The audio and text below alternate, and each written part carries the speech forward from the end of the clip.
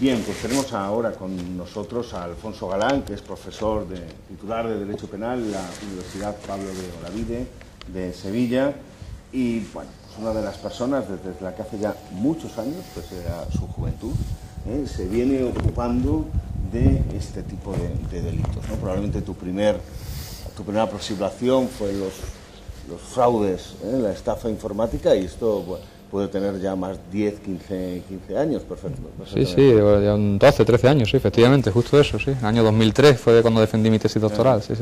Y de todos los que se han ocupado de estos temas, me gusta especialmente la perspectiva de Alfonso Galán, porque es una perspectiva crítica, ¿no? No solo ve necesidades de tutela en el Código Penal, no solo piensa que parece razonable que el Código Penal debe tipificar estas formas de conducta, sino que también tiene una visión crítica muy importante, porque es verdad que el derecho penal a veces va más allá, ¿no? Y me gustaría que reflexionaras en tono crítico, ¿no?, sobre cuánto probablemente ante estos nuevos delitos que tienen que ver con las nuevas tecnologías el Código Penal se ha pasado, ha sido desproporcional.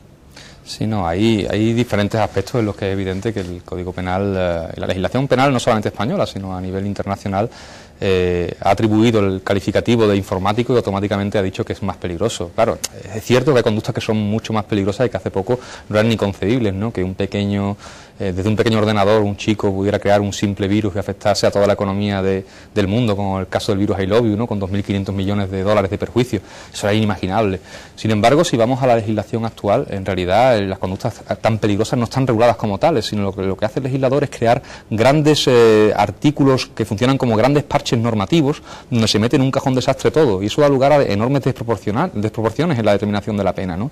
No se debería castigar igual a la persona que comete un fraude informático aprovechándose de un descuido en el ordenador que a quien vulnera una medida de seguridad enorme de un banco y consigue realizar una transferencia de varios cientos de miles o de millones de euros, ¿no? Y sin embargo nuestro código permite asimilar cosas que no deben de ser similares, y esto se debe posiblemente a eso, a que con el calificativo de informático lo que ha hecho el legislador es crear grandes parches normativos donde se asimila todo con tal de que no quede nada impune, y en ocasiones se castigan conductas que no deberían de ser consideradas como delictivas, o por lo menos deberían de tener una pena mucho más liviana a la que tiene prevista, ¿no? Sí, otro ámbito quizás donde hay que tener cuidado en la tipificación de estos delitos son en todo lo que tienen que ver con la difusión de contenidos ilícitos que, digamos, son contenidos que en muchos casos están amparados por la libertad de expresión. Hombre, hay un contenido que a mí me llama poderosamente la atención, y no solamente por el contenido en sí, que puede ser incluso cuestionable su tipificación, sino por dónde está incluido, ¿no? La distribución de pornografía virtual de menores me parece una técnica verdaderamente deplorable, ¿no? Básicamente es crear un contenido de pornografía donde no intervienen menores, pero se utiliza su voz o su imagen simulada, coger en Photoshop y poner la cara de un niño en una imagen de pornografía entre adultos. Eso evidentemente afecta al derecho a la imagen, al derecho al honor de la persona, y por supuesto mucho más si es un menor, pero considerar eso un ataque a la indemnidad sexual y calificarlo con la misma pena y tal, me parece una cosa completamente desproporcionada, y es entrar en esta dinámica de todo lo moderno es más peligroso por el hecho de ser moderno y vamos a castigarlo más, vamos a meterlo, lo que te comentaba anteriormente. ¿Por qué, si hemos diferenciado a lo largo de la historia el hurto y la estafa, por qué en la estafa informática todo es igual, todo se castiga con lo mismo? No es lo mismo apoderarse de dinero mediante un engaño que apoderarse sin engaño. ¿Por qué, sin embargo, en la estafa informática, si yo hackeo el servidor, respondo con la misma pena en principio que si yo simplemente me prevalgo o me aprovecho de una situación en la que tú estás desprevenido? No parece razonable, pero es por eso, porque como estamos hablando de informática, el calificativo informático automáticamente es todo más grave y todo por igual, y eso es lo que está llevando a una expansión y sobre todo una intensificación del derecho penal informático desmedida y que deberíamos de intentar controlar. Como decía, creo que empezaste a ocuparte de la delincuencia en el ciberespacio, cuando todavía se llamaba delincuencia informática, con las estafas, ¿no?, informáticas. Bueno, hoy han evolucionado no tanto el concepto de la estafa informática como las técnicas para cometerlas, ¿no? Y tenemos nuevos fenómenos, ya no tan nuevos, ¿no?, como el caso del phishing o el robo de identidad, que son figuras, ¿no?, o conductas que pueden ser independientes a los fraudes, pero que van muchas veces ligadas a los fraudes. Yo no sé, te lo pregunto, cómo responde en estos momentos la jurisprudencia a este tipo de conductas, y si piensas, en cualquier caso, que debería existir una tipificación independiente del phishing y del robo de identidad, con independencia del delito que finalmente se va a cometer a través de esto. Uno de los temas que más se están debatiendo ahora mismo es precisamente proteger la identidad como tal, ¿no? Proteger penalmente todas las diferentes facetas de la identidad, porque ya no hablamos de una identidad, sino una especie de ecosistema de identidades. Yo soy Alfonso Galán aquí, profesor de Derecho Penal, pero cuando estoy en Internet puedo ser seguidor de Messi.com o puedo tener otra identidad completamente diferente. Y alguien puede suplantar mi identidad para cometer una cantidad enorme y muy variada de conductas que afectan a muchos valores muy diferentes de mi persona, ¿no? Desde mi patrimonio hasta mi propio prestigio profesional. Entonces, ¿hasta qué punto el derecho penal puede ser un instrumento adecuado para proteger ya en esa primera fase, en la captación de los datos que van a permitir suplantar mi identidad?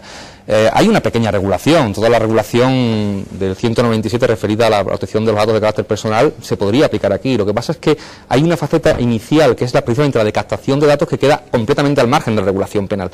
Tal vez habría que plantearse el incluir esa faceta, pero claro, el primer punto de partida no es el estrictamente penal, sino precisamente el administrativo, o en este caso el de protección de datos puramente administrativo.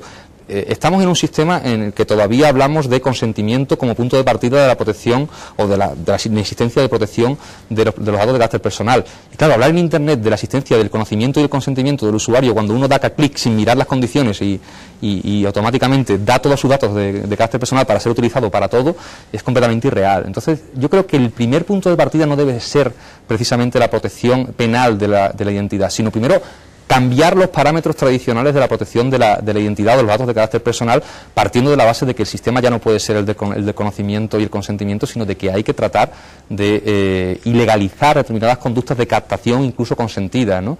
Por ejemplo, no permitiendo que se hagan esas condiciones completamente ilegibles, con letra pequeñísima y con muy abigarradas que el usuario no llega a leer siquiera cuando da su consentimiento con un simple clic. O, por ejemplo, evitando que se puedan ceder los datos para determinados usos con un simple clic. Y si se hace que eso sea ilegal, y después ya veremos, dependiendo del uso que se haga de esos datos, si puede ser ilegal penalmente. Luego, creo que hay que combinar las dos cosas. Sí, hay que empezar a trabajar en la faceta de captación de datos y de uso de datos personales para suplantar la identidad de otra persona desde el punto de vista penal, pero la primera barrera de contención creo que es la que nos está fallando más, que es la barrera administrativa, ¿no? La de protección, que está fundamentada en un sistema que ya, desgraciadamente, ha quedado muy obsoleto en la red. Oye, en los últimos artículos que te he leído, yo creo que tu preocupación ahora es la intimidad y los riesgos que desde Facebook, Google, en general toda la familia de la web 2.0, pero también en utilizar todos los días las tarjetas para miles de cosas, todos los riesgos que esto está provocando para nuestra intimidad, ¿no? Frente a este conjunto de riesgos, lo que tenemos es un precepto en el Código Penal de protección de la intimidad, 197.2, que además es uno de los preceptos del Código Penal más enrevesados y difíciles de leer, de interpretar. ¿Qué tal estamos? Es decir, con este arma del 197.2, ¿somos capaces de dar alguna respuesta a todas las nuevas formas de ataque a la intimidad que se pueden producir en este? No, yo creo que hay facetas todavía por proteger. Por ejemplo, uno de los temas que más me preocupan es el del comercio a gran escala de datos de carácter personal o de tarjetas de crédito, ¿no? Que se subastan incluso en Internet. Eso no está regulado a día de hoy, ¿no? Y yo creo que es una de las conductas que posiblemente mayores peligros generan para la persona, y sería conveniente que el derecho penal tomara cartas en el asunto y esta compraventa de miles o de cientos de miles de datos, incluso subastas en Internet de cientos de miles de datos de personas muy diferentes, de carácter económico, de carácter personal, de fotografías íntimas, de todo tipo de datos, eso debería de ser perseguido penalmente. Y por otra parte, como te comentaba anteriormente, creo que también esa regulación, esa expansión que creo que es necesaria necesaria en este concreto ámbito del derecho penal, debe de ir precedida de un replanteamiento de todo lo que es la primera barrera de contención, que es la regulación administrativa, olvidándonos del sistema de consentimiento y de conocimiento. ¿Por qué? Porque si el primer parámetro de la legislación penal es que la conducta sea ilegal y administrativamente la conducta de captación ya ha sido legalmente obtenida porque simplemente le he dado al clic en el ratón, ya a partir de ahí toda la legislación penal, toda la protección penal vendría insuficiente y completamente inútil. Luego el primero es regular esto de otra forma, la regulación administrativa, y a partir de ahí construir para los casos más graves, por ejemplo, esto que te comento de comercio de grandes cantidades de datos que queda completamente en una nebulosa de alegalidad y posible incluso irrelevancia penal por la captación, porque muchas veces ha sido captado a través de phishing, que es una técnica de ingeniería social que en principio permanece dentro del ámbito de la atipicidad, incluso puede ser una conducta preparatoria de algún delito, pero es difícil demostrar con qué finalidad se ha cometido. Incluso en estos casos, si yo capto los datos y los vendo, no quiero utilizarlo para vender, para conseguir ningún delito, son los que me lo compran los que lo van a utilizar, ¿no? Con la dificultad que va a tener imputarme a mí algún tipo de responsabilidad de conductas que ni voy a cometer yo, ni sé quién las va a cometer, ni cómo las va a cometer. Entonces, creo que luchar contra este mercado internacional de datos es una de las medidas a adoptar, pero, repito, lo primero, lo fundamental es replantearse completamente el sistema de protección de datos de carácter personal, porque el punto de partida ya está obsoleto. En Internet no hay consentimiento, no hay conocimiento y consentimiento, porque nadie de todo lo que se publica en esas condiciones generales que nos ponen para cualquier red social en la que nos queramos suscribir. A título anecdótico, hubo un señor que en una red, una conocida red, incluyó una cláusula que ponía: por la presente yo me comprometo a vender mi alma a tal compañía, y hubo 25.000 personas que dieron a aceptar y siguieron y han vendido su alma, evidentemente, a esta red. Es muy anecdótico, pero muy significativo de lo que está pasando. Entonces, esta teoría de que la primera barrera de defensa es el consentimiento y el conocimiento de la víctima no nos puede servir. Tenemos que cambiar la mentalidad, tenemos que regular de otra forma ese primer paso, esa primera barrera de contención, que es la administrativa, y después ya, por supuesto, la penal. Oye, acabamos de oír tu conferencia sobre la responsabilidad de los proveedores de servicio y de contenidos en Internet. La conferencia va a estar accesible, por lo que todos podemos verla ahí, y no tienes por qué extenderte ahora en la complejidad de este tema. Pero yo me he quedado con las ganas de hacerte la siguiente pregunta. Es decir, a nadie se le ocurre culpabilizar a una biblioteca porque tenga un libro en sus estantes que es un libro prohibido. Nadie piensa que la biblioteca es el garante de los contenidos de los libros que están almacenados en sus estantes. O nadie piensa que el cartero es responsable del contenido de las cartas que lleva a la casa, ¿no? ¿Y por qué de pronto, ¿no?, a los proveedores de servicios les vamos a hacer responsables de vigilar de los contenidos? Posiblemente porque de nuevo lleva el calificativo informático. Y cuando alguien, un lego, la materia lee informático, dice: esto es peligroso. Y esto hay que controlarlo. Entonces yo tengo que tener a alguien que controle esto, que evite que me puedan lesionar. ¿Y quién puede controlarlo? Pues claro, los que intervienen necesariamente en cualquier conducta que se realice en Internet. Entonces queremos hacer a los proveedores responsables de muchísimas cosas, ¿no? Responsables de la distribución de contenidos, pero también que capten los datos y almacenen los datos de tráfico de todas las personas, de toda la navegación que se hace a través de Internet, y lo tengan almacenados durante 2 años, por si acaso hicieran falta en alguna posible investigación penal. Esto lleva a un nivel de sobreprotección que pone en cuestión el principio de proporcionalidad, y de hecho ya tenemos varias sentencias del Tribunal Europeo de Justicia que han, incluso recientemente, hace escasamente 2 meses, ha declarado no compatible con la declaración con el Convenio Europeo de Derechos Fundamentales de la Unión Europea, precisamente alguna de estas normativas, por ejemplo la que obliga a los proveedores a retener los contenidos.